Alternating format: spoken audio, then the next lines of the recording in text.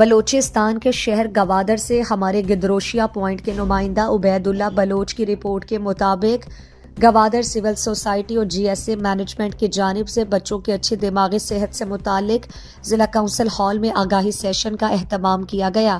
آگاہی سیشن میں ڈاکٹرز، اساتذہ اور طلباء و طالبات نے شرکت کیا۔ آگاہی سیشن میں بچوں کے دماغی صحت کے حوالے سے شرکاء کو ڈاکومنٹری فلمیں بھی دکھائی گئیں۔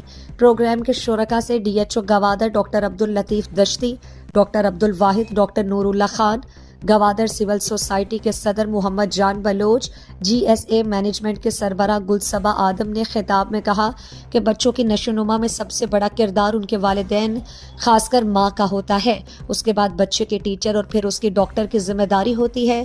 انہوں نے کہا کہ ماں جب حاملہ ہوتی ہے تو اس کو پہلے اپنی صحت کا خیال رکھنا ہوگا۔ حاملہ عورت کو ڈاکٹر سے ڈسکس کرنا چاہیے، اچھی خوراکیں کھائیں تاکہ اس کا بچہ بھی پیدا ہو تو وہ صحت مند ہو۔ ماں اگر بیمار ہو تو بچہ صحت مند نہیں ہوگا۔ بچے کے لیے ماں کا دودھ انتہائی ضروری ہوتا ہے۔ ماں اپنے بچے کو اپنی دودھ زیادہ سے زیادہ پلائے تاکہ وہ صحت مند ہو۔